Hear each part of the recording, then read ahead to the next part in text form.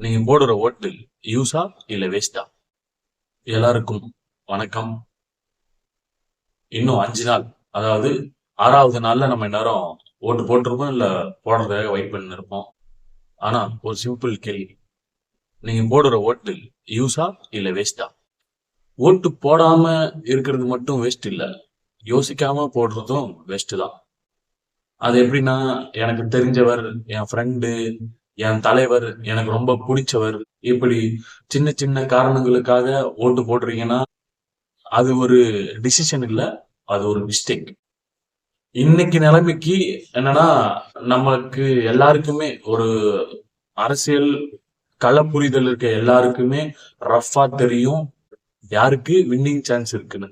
அதாவது முதலமைச்சரா விட்டா கூட தொகுதி வாரியா பார்க்கும்போது இந்த கேண்டிடேட்டுக்கு, இந்த கட்சியை சார்ந்த இந்த கேண்டிடேட்டுக்கு ஒரு வின்னிங் சான்ஸ் இருக்குன்னு ஒரு ரஃபா தெரியும் அவங்களுக்கு.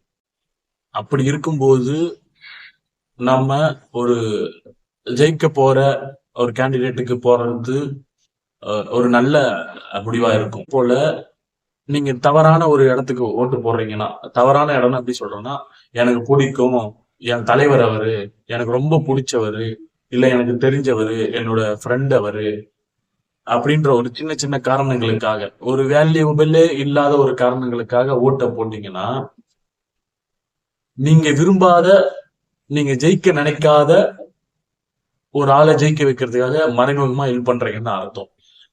அப்படி போடுற ஓட்டும், அதாவது நீங்க ஜெயிக்கவே கூடாதுன்னு நினைக்கிறவரு ஜெயிச்சிட்டாருன்னா, நீங்க இப்படி எனக்கு பிடிச்சவரு, எனக்கு தெரிஞ்சவரு, என் தலைவர், எனக்கு பிடிச்சவர்ன்றதுனால நான் அவருக்கு ஓட்டு போடுவேன்னு நீங்க போடுற ஓட்டும் வேஸ்ட் தான்.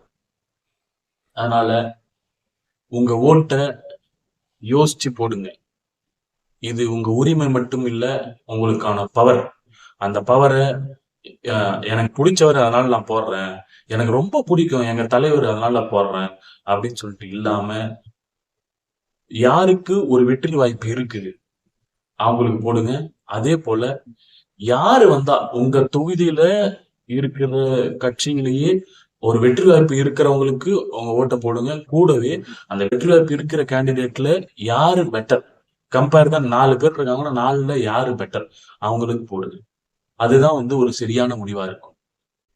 அதே போல இந்த தேர்தலை ஒட்டி ஒரு 4-5 வீடியோக்கள் தொடர்ந்து நான் என்னால முடிகிற டைம்ல நான் போட போறேன். அடுத்தடுத்த வீடியோவில் இது எபிசோட் 1, எபிசோட் 2, எபிசோட் 3 அப்படின்னு சொல்லிட்டு நான் போட போறேன். இந்த எபிசோட் ஒன்னுல நான் சில விஷயம் சொல்லியிருப்பேன். ஜெயிக்க போற கேண்டிடேட்